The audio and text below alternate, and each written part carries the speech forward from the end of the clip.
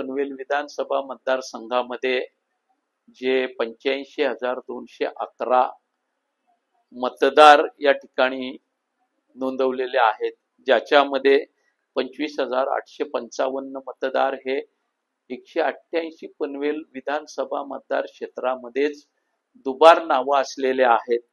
27,275 मतदार हे पनवेल आणि उरण या दोनही मतदारसंघात नावं असलेले आहेत. 16,095 मतदार हे पनवेल आणि ऐरोली या दोनही मतदारसंघामध्ये नावं असलेले आहेत. 15,397 मतदार हे पनवेल आणि बेलापूर ह्या दोन मतदारसंघात नावं असलेले आहेत. आणि 558 मतदार जे आहेत, ज्यांचा कोणताही आतापता लागत नाही, कुठेतरी 999, 000 अशा पद्धतीने हे नोंदलेले आहेत. आश्चर्याची बाब म्हणजे याच्यातल्या अनेकांची नावं कन्नड किंवा तेलुगू भाषेमध्ये मतदार यादीत समाविष्ट आहे, महाराष्ट्राच्या मतदार यादीमध्ये, अशी परिस्थिती आहे. आणि हे सारं प्रकरण मी निवडणुकीपूर्वी ह्या मतदारसंघाचे निवडणूक निर्णय अधिकारी, SDO पनवेल, तहसीलदार पनवेल, सहाय्यक निवडणूक निर्णय अधिकारी, जिल्हाधिकारी तथा जिल्हा निवडणूक निर्णय अधिकारी आणि महाराष्ट्राचे मुख्य निवडणूक निर्णय अधिकारी यांच्या निदर्शनास आणलेलं होतं. सॉफ्ट कॉपीज आणि हार्ड कॉपीज या साऱ्याच्या पुराव्यानिशी याद्या मी ह्या मंडळींना दिलेल्या होत्या.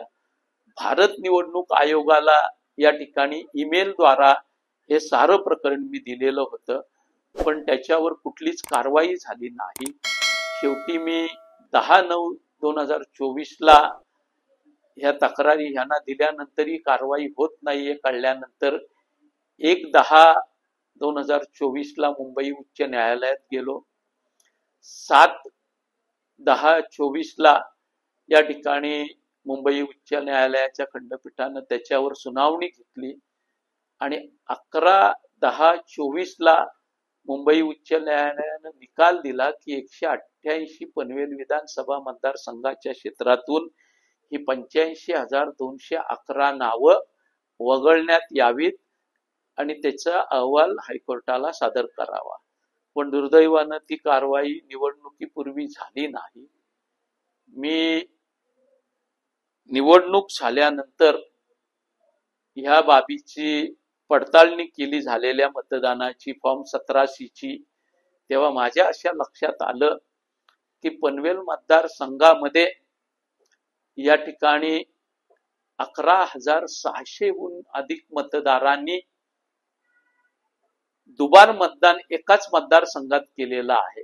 पनवेलच्या कुठल्या तरी एका बूथवर मतदान करून पुन्हा पनवेल विधानसभा क्षेत्राच्या दुसऱ्या मतदान केंद्रावर त्यांनी मतदान केलेलं आहे. अशा लोकांचे फोटो देखील आम्ही पडताळणी केलेली आहे. आणि ज्या पद्धतीनं आपण बघितलं तर हे सारं प्रकरण कुठेतरी प्रशासन याच्यामध्ये कमी पडलेलं आहे किंवा प्रशासनानं सत्ताधाऱ्यांच्या संगनमतानं केलेलं आहे असं दिसतं.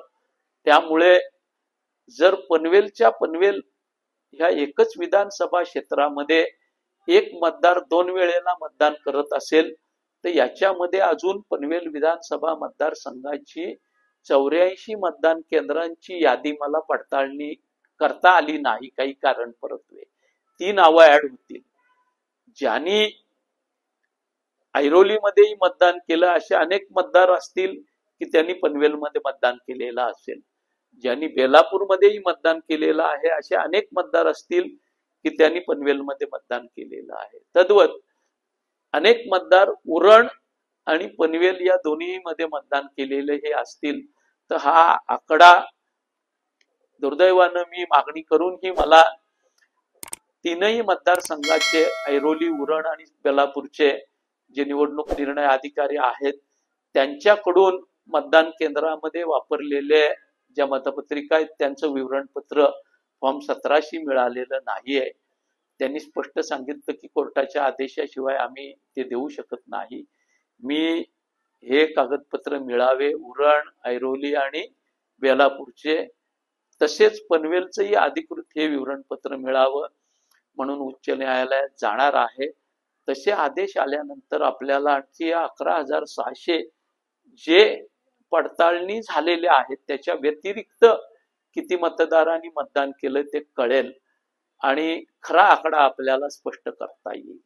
त्यामुळे हे सारंच प्रकरण निश्चितपणानं असं आहे, जर एखादा उपविभागीय अधिकारी, एखादा तहसीलदार, एखादा जिल्हाधिकारी यांच्यावरही इतक्या उच्च पदस्थ अधिकाऱ्यांवरही जबाबदारी असताना एकाच मतदारसंघामध्ये त्या ठिकाणी 25,855 मतं दुबार आलेली देखील ते कमी करत नसतील, लक्षात आणून देऊनही न्यायालयानं निर्णय दिल्यानंतरही दुबार मतं ते कमी करत नसतील त्याच मतदारसंघातली, तर कुठंतरी याच्यामध्ये संगनमत असावं असं निश्चितपणानं स्पष्ट होतं. माझी या ठिकाणी मागणी राहील की जे अधिकारी या साऱ्याला जबाबदार आहे, मिसमॅनेजमेंटला, निवडणुकामधल्या ह्या गैरप्रकारांना जे आपल्या कर्तव्यामध्ये कसूर केलेले आहे त्यांच्यावर कारवाई व्हावी म्हणून मी प्रयत्न करणार आहे.